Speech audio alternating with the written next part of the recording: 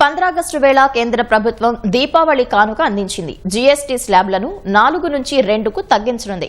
తాజా ప్రతిపాదనలకు జీఎస్టీ మండలి ఆమోదం లభిస్తే ఇక నుంచి 5%, 18% స్లాబులు మాత్రమే ఉండనున్నాయి. 7 వస్తువులపై మాత్రం 40% ప్రత్యేక పన్ను విధించనున్నట్లు ప్రభుత్వ వర్గాలు సంకేతాలిచ్చాయి.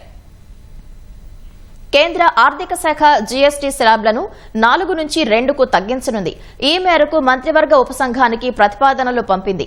ప్రస్తుతం 5, 12, 18, 28% స్లాబ్లు ఉండగా వాటి స్థానంలో 5, 18% స్లాబ్లను కేంద్రం ప్రతిపాదించినట్లు తెలుస్తోంది. ఈ ప్రతిపాదనలతో 28% స్లాబ్లో ఉన్న 90% వస్తువులు 18% స్లాబ్లోకి రానున్నాయి.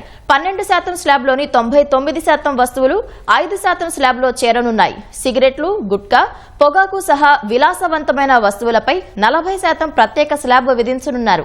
40% ప్రత్యేక స్లాబ్ పరిధిలోకి కేవలం 7 వస్తువులను మాత్రమే చేర్చే అవకాశం ఉన్నట్లు ప్రభుత్వ వర్గాలు తెలిపాయి. వజ్రాలు, విలువైన రాళ్లు వంటి అధిక శ్రమ ఆధారిత, ఎగుమతి ఆధారిత రంగాలపై ప్రస్తుత రేట్ల ప్రకారం పన్ను విధిస్తారు.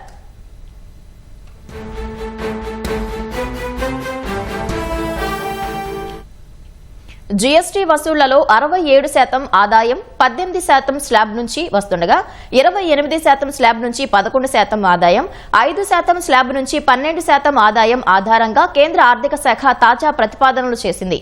ఈ ప్రతిపాదనలకు జీఎస్టీ మండలి ఆమోదం వస్తే సామాన్య, మధ్యతరగతికి భారీ ఊరట కలగనుంది.